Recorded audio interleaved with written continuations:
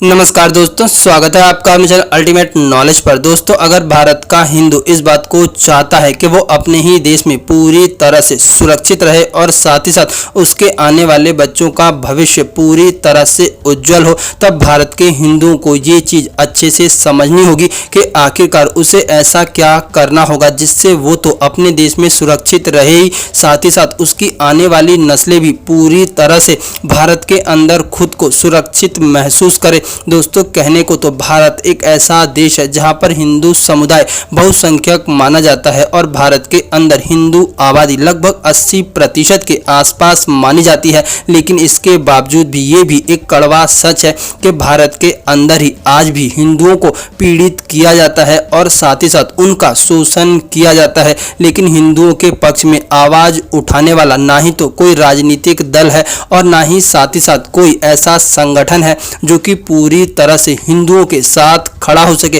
क्योंकि इसका मुख्य कारण सिर्फ और सिर्फ हिंदू ही है। क्योंकि अपनी बर्बादी का कारण कोई और नहीं बल्कि इंसान खुद ही होता है और हिंदू भी कहीं ना कहीं भारत के अंदर अपनी ही बर्बादी का कारण खुद है। क्योंकि हिंदू हमेशा ही जात पात में बट करके, ऊंच नीच में बट करके अपने आप को कमजोर बनाए हुए है। हिंदू वास्तव में एक ऐसी संगठित शक्ति है जो कि एक होकर के कार्य करे तो वास्तव में भारत की परिस्थितियां और भारत का भविष्य पूरी तरह से बदल सकता है। लेकिन हिंदुओं को सबसे ज़्यादा मज़ा तो सिर्फ और सिर्फ झूठे आश्वासन में आता है। अगर कोई भी हिंदुओं को कुछ देने का वादा कर देता है तो हिंदू बिना सोचे समझे उस पर विश्वास कर लेता है और वहीं जा कर के अपना बटन दबा देता है, जबकि इस बात को नहीं भूलता कि वो जहां पर बटन दबा रहा है आखिरकार उसकी पिछली पीढ़ियों ने भारत को क्या दिया और साथ ही साथ उनका हिंदू और भारत को लेकर के क्या विचार है। सच कहा जाए तो भारत का हिंदू इतना मूर्ख है कि उसे सिर्फ और सिर्फ झूठे वादे और फ्री की चीज़ों पर विश्वास होता है और इन झूठे वादे और फ्री की चीज़ों में आकर के कहीं ना कहीं भारत का हिंदू खुद को पूरी तरह से खत्म करता जा रहा है।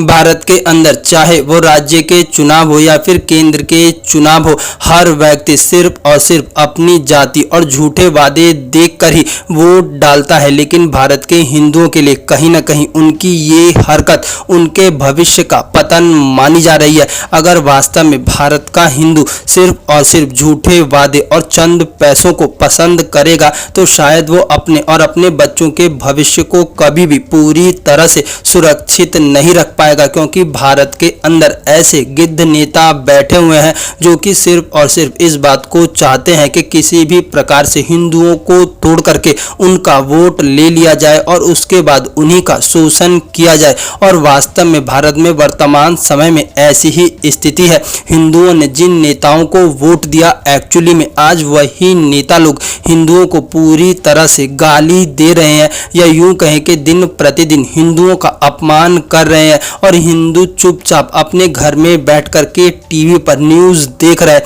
क्योंकि उसने सिर्फ और सिर्फ चंद पैसे और झूठे वादों में आकर के अपना वोट कास्ट किया। उसने सिर्फ और सिर्फ जातिवाद में आकर के ऊंच नीच के भेदभाव को लेकर के अपना वोट कास्ट किया। लेकिन भारत का हिंदू ऐसा करके सिर्फ और सिर्फ अपना ही भविष्य बर्बाद कर रहा है। दोस्तों, आप सब लोगों को इस चीज़ को अच्छे से समझना होगा कि शेख हसीना ने तो बांग्लादेश छोड़ दिया, ठीक इसी प्रकार से भारत के अंदर जब भारत के हिंदुओं पर अत्याचार होगा तो भारत के जो भी नेता आज भारत के अंदर बैठ करके जातिवाद और ऊंच नीच की बात कर रहे हैं, ये चुपचाप अपना देश छोड़ करके दूसरे देशों में चले जाएंगे। लेकिन तब आपके साथ खड़ा रहने के लिए कोई भी व्यक्ति नहीं होगा। इसीलिए अगर आप लोग अपने भविष्य को पूरी तरह से सुरक्षित बनाना चाहते हैं तब आप लोगों को जातिवाद से ऊपर उठ करके, चंद पैसों के लालच और झूठे आश्वासनों से ऊपर उठ करके एक चीज सिर्फ और सिर्फ ये सोचनी होगी कि अगर आपका धर्म जीवित रहेगा तभी आपका देश पूरी तरह से सुरक्षित रह पाएगा। अगर आपका देश ही सुरक्षित नहीं रहेगा तो आखिरकार हिंदू जातिवाद का क्या कर लेगा। दोस्तों, आप लोगों का इस विषय के बारे में क्या सोचना है, प्लीज़ अपनी राय कमेंट बॉक्स में ज़रूर बताएं।